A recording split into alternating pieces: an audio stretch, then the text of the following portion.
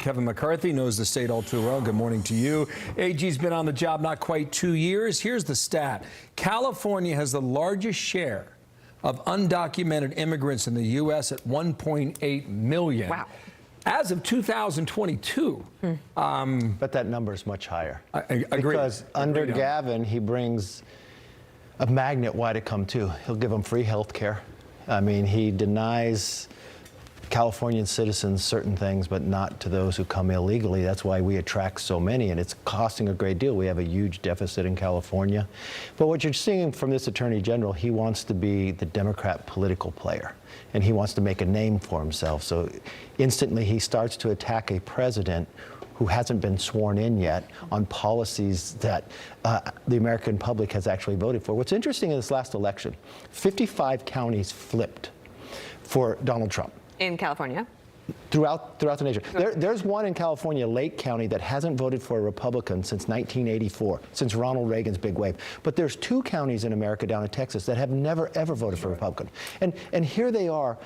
I would think these attorney generals should take a deep breath, listen to what the American public said, and understand that immigration was one of the major reasons why Donald Trump won. And it wasn't a Republican issue, Republican and Democrat too. You look, we've got a new prosecutor in LA County. That was overwhelming elected because we watched the crime go rampant. People want to see something else happen, especially from this Attorney General. Trump and his border czar, Tom Homan, have both stressed repeatedly that they're focusing on the criminal illegal immigrants first. So why wouldn't Banta want to deal with that? As Attorney General, your job is to protect your citizens. Why wouldn't you want these gang members? I mean, these are ruthless gang members, and they're running the drugs, the fentanyl that's killing your children. Why wouldn't you want them out of it? That would think that would be your job without having the president do it. Yeah, here's Senator Cortez Masto out of Nevada. She takes it a step further. She said, I remember the calls I would get in my office during the first Trump administration from families that were under threat because, number 3 guys, because of the immigration chaos he created. President Biden has the power to protect immigrant families. I'm calling on him to use it. Will he? The thing I know is President Trump's going to protect Americans first. That's what he campaigned on with. That's what he's promised. He's going to get these gang members that we're watching, and you're reading these stories that a lot of innocent people dying, remove them out of this country and secure our border.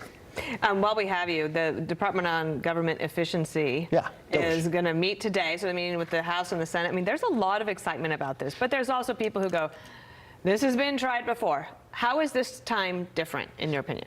I think, well, you're now at $36 trillion, okay? So you have to do something.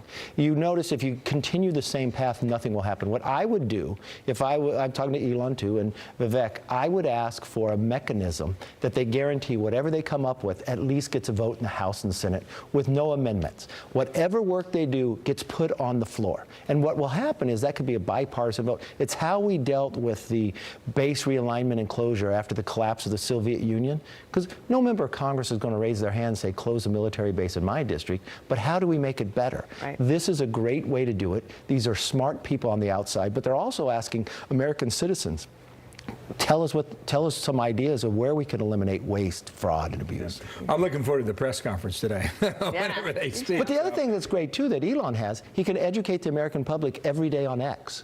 Yeah. And then how do these elected officials stay back and say, you shouldn't eliminate that way? Because that saves the taxpayer money. It makes government more efficient, more accountable. Well, we've heard about it for decades, but it hasn't happened yet. So maybe if the guy can send a rocket to space, make the first American-made rocket, and land it back where nobody else can, I think he can make this happen. Thanks, Kevin. We'll see. All right, Kevin McCarthy, thanks for being here. Thank you all. Might have a good time here in